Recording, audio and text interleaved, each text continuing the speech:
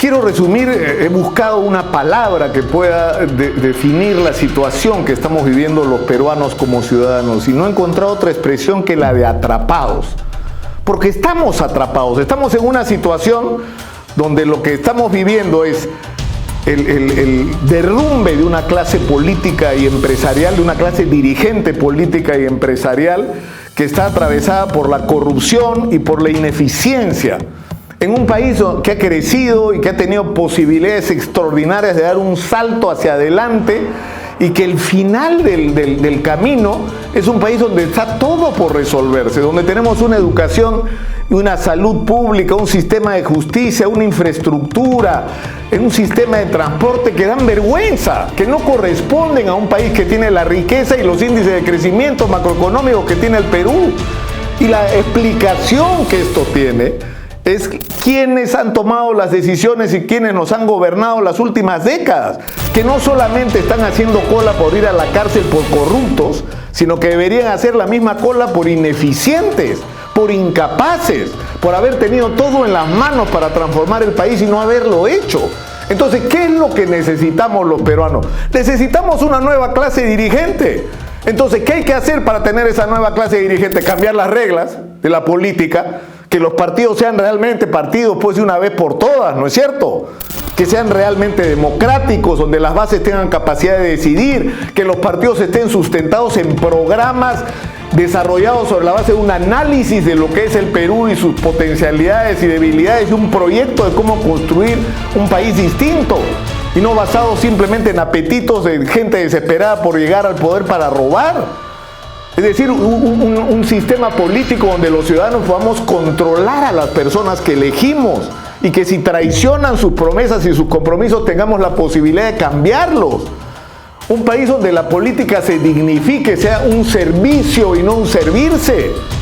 Porque lamentablemente eso es lo que ha sido la política todos estos años, una vía para enriquecerse ilícitamente, para hacer fortunas sucias. Para eso ha servido la política en todos los mecanismos. Te saco plata para la campaña electoral, te cobro comisiones ilegales, hago lobby para defender tus intereses en el Congreso y te importa un pepino lo que le prometiste a los ciudadanos o los problemas del país. Entonces, necesitamos cambiar las reglas de juego. ¿Pero cuál es el problema? Que quien tiene que cambiar las reglas de juego es el Congreso de la República. Entonces, ¿qué vamos a hacer en una situación como esta? ¿No es cierto? O sea, ¿cómo enfrentamos esto? Es el Congreso el que tiene que decir, por ejemplo, la inmunidad parlamentaria, que es un instrumento vergonzoso de impunidad, que ha sido usado durante todos estos años como un escudo por delincuentes que deberían estar en la cárcel para estar en el Congreso. Donde el caso más escandaloso ha sido el de Edwin Donaire, ¿no es cierto? Que si hubiera sido un ciudadano común y corriente, estaría en la cárcel hace rato. Pero como era congresista, no fue a la cárcel, ahora está prófugo. ¿Y por qué? Porque el Congreso lo protegió con el cuento de la inmunidad parlamentaria, con el escudo. No, de la inmunidad no me pueden tocar porque soy congresista, no importa si le robé gasolina al ejército peruano. Entonces, ¿cómo resolver esa situación? Realmente es complejo. ¿Qué tendríamos que hacer? ¿Ir a un referéndum para que seamos los ciudadanos los que decidamos cómo deben ser las reglas de juego? Porque imagínense ustedes que el conflicto entre el presidente de la República y el Congreso llega al límite y el presidente pide voto de confianza y se cierra el Congreso. ¿Con qué reglas vamos a elegir al nuevo? Que teníamos que hacerlo en 90 días. Con las mismas reglas, con los mismos partidos de siempre. Y esa no era la idea es que haya una renovación real en los partidos. Pero incluso vayamos más allá. Hay gente que dice, ya, Vizcarra se ocupa mucho del rollo anticorrupción y de pegarle al Congreso cada vez que tiene problemas de popularidad y no está resolviendo los grandes problemas del país. Yo le doy razón a esa argumentación. Es decir, el país necesita de parte del presidente respuestas a los problemas de la reconstrucción, de los mecanismos de corrupción que todavía existen y están implantados prácticamente en todo el aparato del Estado del país.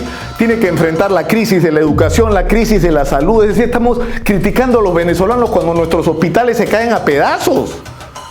Cuando tenemos así 27.000 colegios esperando que se les reconstruya.